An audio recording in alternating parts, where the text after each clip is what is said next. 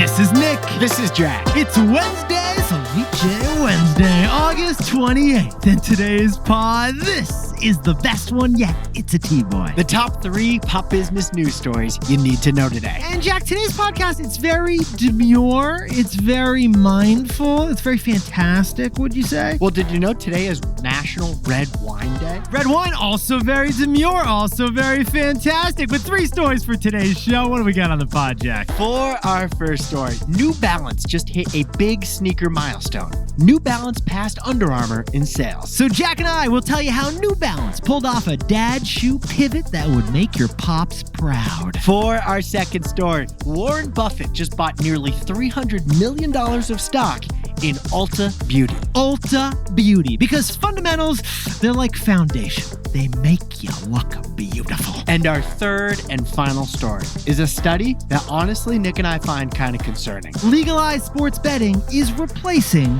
the stock market. But Yetis, before we hit that wonderful mix of stories. Fantastic mix of stories. Hold the phone, Jack. I'm getting a call, baby. Yetis, what's the most meaningful number in your life? It isn't your birthday. It isn't your address. It is not even your social security number. It's your area code. The most important number in your life is your area code, isn't it, Jack? Your family still has a landline that's 212, the original New York City number. 212, that is some valuable phone real estate. We're not letting go of that thing, Jack. Nick, if somebody tells me their phone number starts with 802, I like them Jack? already. Okay? I remember when the 917 cell phone came out.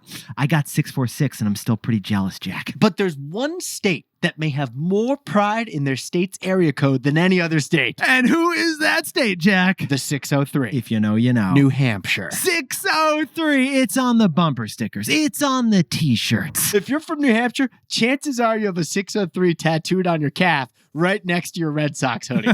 Live free or die, baby. New Hampshire, it's actually one of the 11 states that are single area code states. All of Alaska is 907, and all of Rhode Island is 401. All of Vermont is 802, and every New Hampshire phone number begins with 603. But here's the news. New Hampshire's population has grown so much in the last few years, they're gonna now need a second area code. They're gonna need a second area code. And guess what? The Granite Staters hate this idea.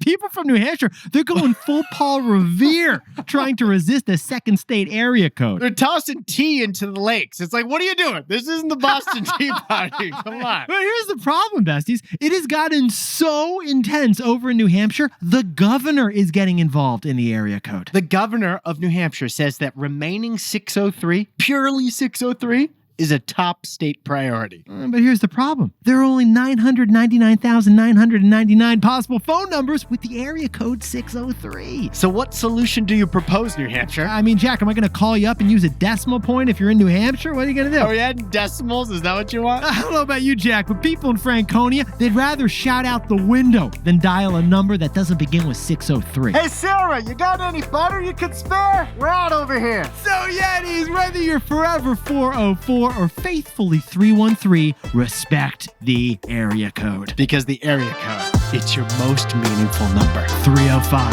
it's a lifestyle. 15 years before this song, 2 boys from the Northeast met in a dorm. They had an idea that caused a cultural storm. It's the best one yet, but the best is the norm. Jack, Nick, that's it.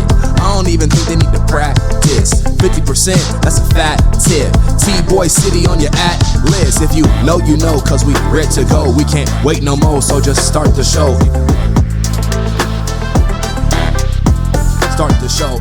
For our first story, New Balance just hit a major sneaker milestone. New Balance passed Under Armour in sales. We're exploring how this dad shoe became the shoe. But Jack, can you take us on a little tour of New England for a moment? Let's head over to the Mass Pike Freeway outside of Boston, man. I-90. As you hit Brighton, you can't miss the huge New Balance headquarters building. It's like a giant billboard. Are you saying that the New Balance headquarters is just outside Boston? That's exactly what I'm saying. That is New Balance. It is the only major shoe company that is still private. It is not a publicly traded stock. And it's been that way ever since it was founded in 1906. in Boston. Just outside Boston. But here's the news. New Balance just announced they signed Cooper Flagg, the stud basketball player from Duke University. That's right. The expected #1 draft pick won't be wearing Nikes, Adidas, or Under Armours. He'll be playing basketball in New Balances. Oh, and it's not just Cooper Flagg wearing New Balances like your Uncle Bob these days, is it, Jack? Get this. New Balance is suddenly the official shoe of the best baseball player Shohei Ohtani. and the best tennis player Coco Gauff. and one of the best NBAers too. Kawhi Leonard. Oh, and by the way, what do we have to do to ask for a podcast shoe for our podcasting skills from New Balance, Jack? New Balance, the official podcasting shoe of podcasting. Honestly, Jack and I record standing up, so we do need a special shoe for podcasting. New Balance, we should talk. But then there's also this milestone that New Balance gets to boast about. They just passed Under Armour because they're doing $6.5 billion in annual sales. Jack, could you sprinkle on a little more context, please? That's only a quarter as much as Adidas, but it's up 50% in the past 2 years. Jack, sorry, quick question. On the emphasis there, I feel like it's the opposite. I feel like that is a quarter as much as Adidas. Like, I don't know, for me, that feels like that's a big number as opposed to a small number. That's bigger than we expected. It's a quarter as big as Adidas, the global sportswear giant. That's up 50% in the last 2 years, and it's 50 times bigger than Allbirds. Hang on a second. Yeah, I hear you, Jack. What do you want to pause the pod about? Isn't New Balance the dad shoe? Yeah, I know what you mean, right? Aren't they the official sneaker of mowing the lawn? Isn't it like, honey, one sec, I gotta put on my New Balances so we can run to Home Depot. New Balance is the official dad shoe, but it became the dad shoe by accident. Jack, sorry, it's not New Balance. It's actually Mr. New Balance.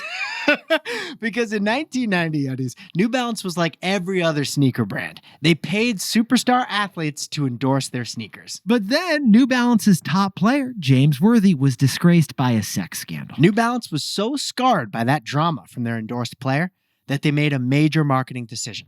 They were going to be the one shoe company that didn't do athlete endorsements. No more athlete deals. So for 2 decades, no NBA stars wore New Balance. And for decades, while we were growing up, other kids, us, we didn't want New Balance shoes. Because our favorite players weren't wearing them. And that is how New Balance became the unofficial dad shoe of dads. Their marketing appealed to leaf-blowing, barbecue cooking, grass-growing, watching dads. Home Depot loving papas. But then in 2009, New Balance made a pivot, didn't they, Jack? They hired a marketing executive from Nike and decided to give athlete endorsement deals another go. Well, 15 years later, that pivot by New Balance, it looks like it's working. New Balance is rocking dad energy, but also has high fashion appeal too. It's actually captured by this one New Balance ad that Jack and I have loved for years. New Balance today is worn by supermodels in London and dads in Ohio. That is a customer dichotomy you just don't get every day. Oh, and breaking news? Yeah, Taylor Swift was just seen wearing New Balances.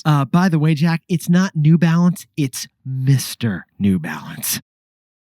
So, Jack, what's the takeaway for our buddies over at New Balance? New Balance shows that David can beat Goliath through sales. Now, Yetis, on paper, elite athletes shouldn't sign with New Balance. They should sign with Nike. On paper, supermodels shouldn't be wearing New Balances. They should be wearing Sambas. And yet New Balance is winning because sales matter. And New Balance, they know how to sell because they make it personal. Cooper Flagg, that basketball player we told you about, he was sold to join New Balance because he's from Maine.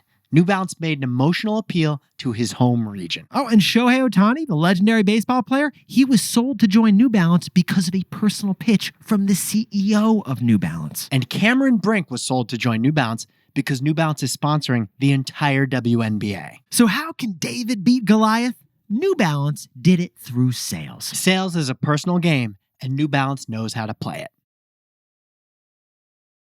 For our second story, Warren Buffett's big new investment, get this, it's Ulta Beauty. In Warren Buffett's eyes, there's nothing sexier than fundamentals. And Ulta Beauty has never looked more fundamental. You like how I said that, Jack? Yeah, you really got sensual over there. I was working on that for a while in the mirror. Anyway, in the meantime, Yetis, Warren Buffett has a famous quote that honestly Jack and I love to share. Be fearful when others are greedy, and greedy when others are fearful. Well, apparently Warren Buffett is greedy for eyeliner and lipstick these days. Picture that in your head. Kind of love it too. Because Berkshire Hathaway, his investment fund, just bought $260 million of stock in Ulta Beauty. $250 million of Ulta Beauty stock. Maybe it's her. Maybe it's Buffett. Ulta is the number 2 retail makeup chain in America behind Sephora.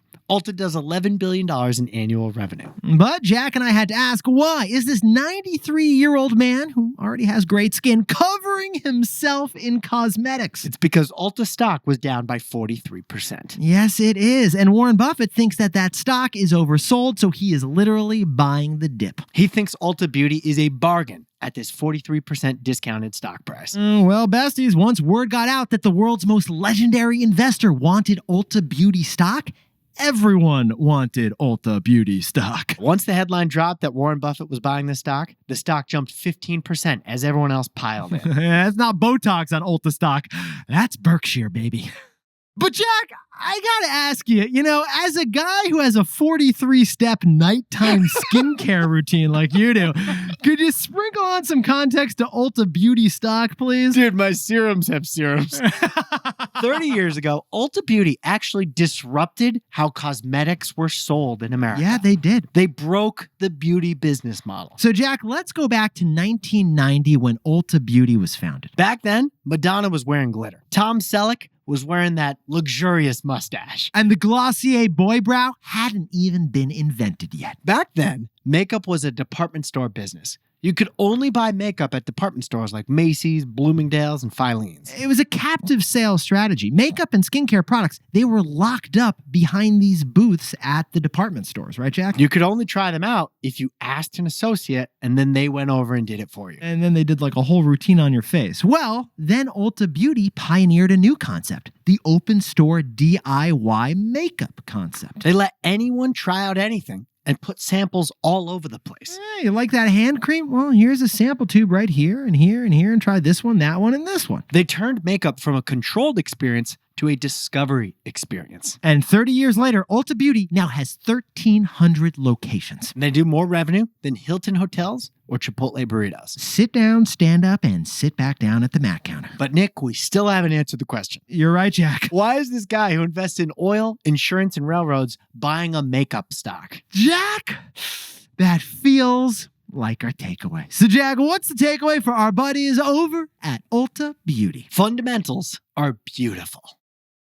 Yeah, these fundamental investors like Warren Buffett, they don't focus on trends and they don't focus on vanity metrics. Warren Buffett wants to see solid fundamentals like profitability and consistency. Well, Ulta stock dropped so much that the fundamentals of their business were attractive relative to their stock price. Ulta has been profitable for years, and their profit margin is twice as fat as other retailers. And Ulta's sales growth has been consistent, 11% sales growth each year for the last 5 years. If Warren invested in trends, he would have bought stock in like Il Maquillage. Yeah, good point. Which uses AI on the internet to personalize makeup for you. But Warren Buffett isn't into some crypto AI cosmetics brand, is he, Jack? No, he's interested in fundamentals like cash flow and profitable consistency. Ulta Beauty is another reminder that fundamentals are actually beautiful. Hey Yetis, if you're a bestie, take a sec and hit that subscribe button. And like this video while you're at it. If you leave a comment, by the way, we'll read it. For our third and final story, a new study finds that the more America bets on sports, the less we invest in the markets. We're selling stocks to make bets on the Celtics. And Nick and I are going to analyze that worrisome finding. Now, Yetis, Jack is reading a book right now, and on page 10 of that book was a statistic that you could not wait to share with me. Why don't you share with the besties, Jack? What was it? It's that new Nate Silver book I was telling you about.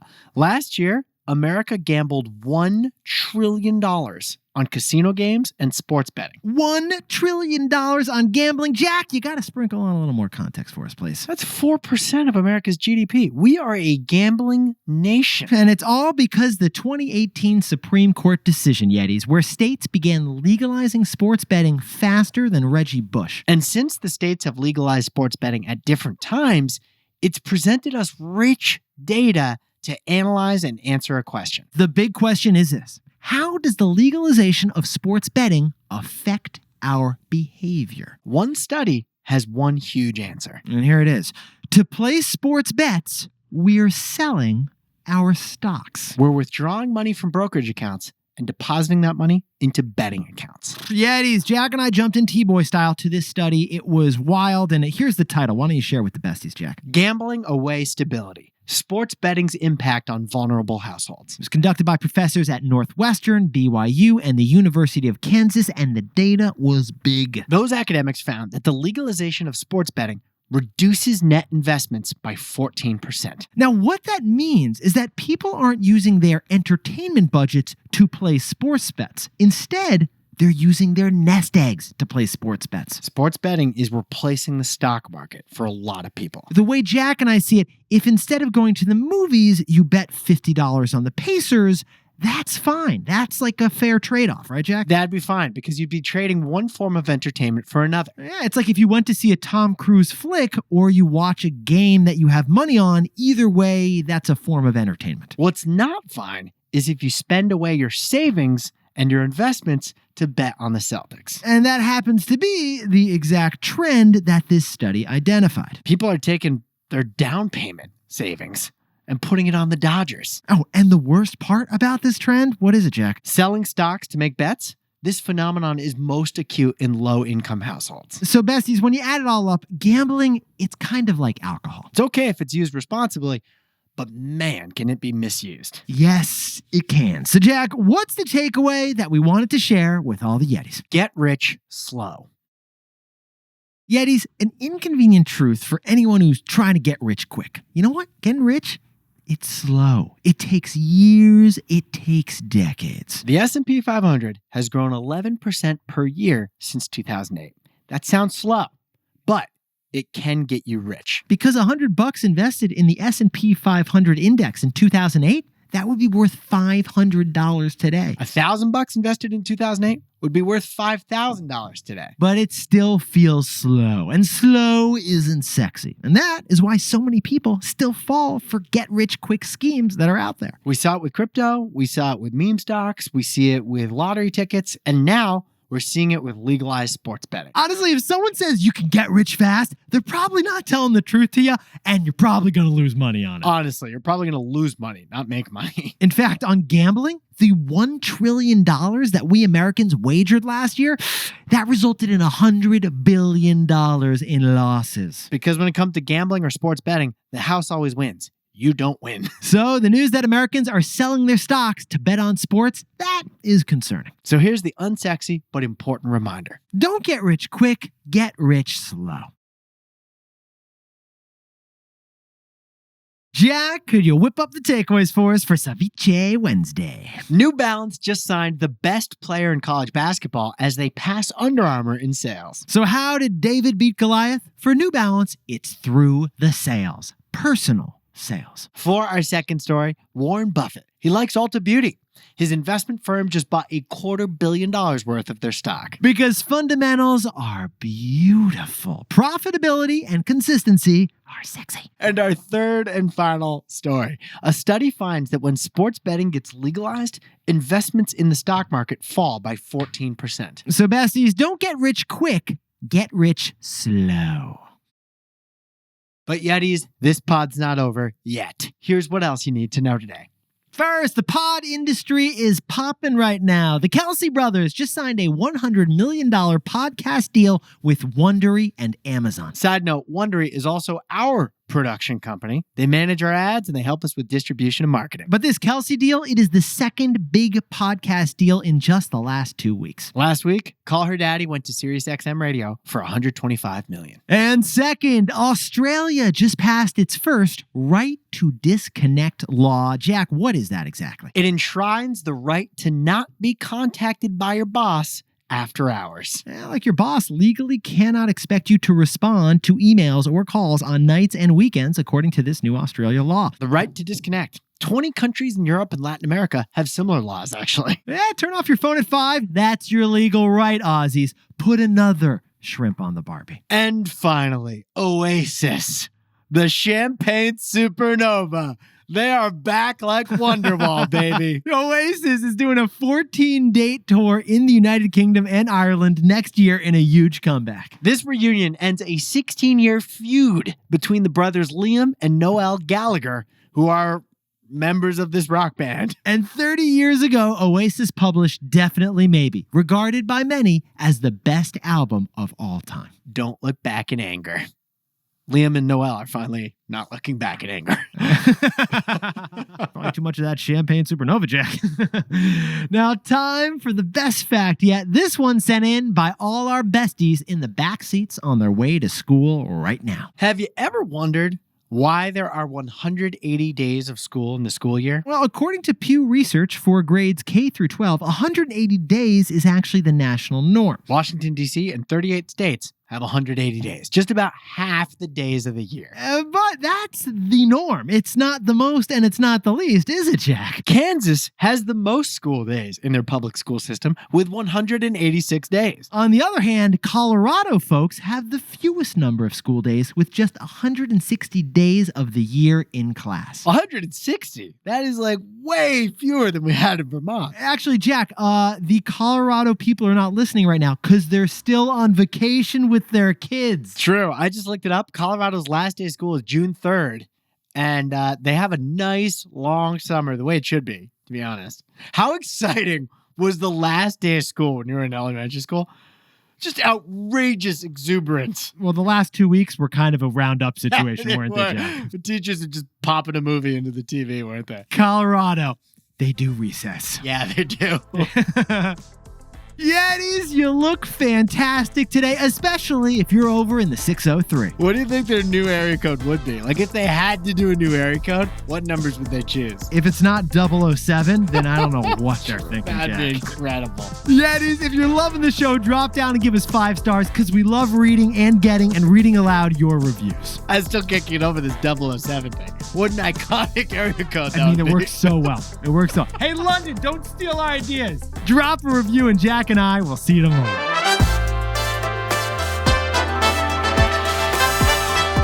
And before we go, a belated happy birthday to our buddy Caesar in Tucson, Arizona, who, Jack, he's been listening since the Market Snacks days. Wow. Caesar! He's my Caesar. He's been there since episode 1. We love Caesar. Congratulations to Josh and Tara. They have a new baby boy, Cooper, in Salt Lake City, Utah. And a happy birthday to Jonathan Labosco from Trumbull, Connecticut, who we met at our live show in New York City. Jonathan, you were looking fantastic. Happy birthday to Bridget Williamson in Charleston, South Carolina. She said HYH TBOY to her husband. Yes? And now Tuck is hooked. Tuck, great to have you as a Yeti. And a huge shout out to Lila Adler and Greg Cusack. These two just got engaged while surfing on Venice Beach. Congrats on the ring. And Madison and Grayson down in Atlanta just got married. Congratulations on a huge new life together, guys. Happy anniversary to Katie and Noah Hayden in Fishers, Indiana. These high school sweethearts, they're still sweethearts. And a happy birthday to Cheryl Schallenberger down in Santa Ynez, California, getting some lovely Pinots. And congratulations to Emma Cravella. The global scholar is starting her first year at Northeastern University in London. You got this. You got this. And to anyone else celebrating something today, make it a TBOY. Celebrate the wins. This is Jack. I own stock of Amazon and Berkshire Hathaway. Nick and I both own ETFs of the S&P 500 and some stock of Chipotle. And Nick owns stock of Nike. And it's 50 times bigger than Allbirds. The sales? Yeah. Jesus. Wow.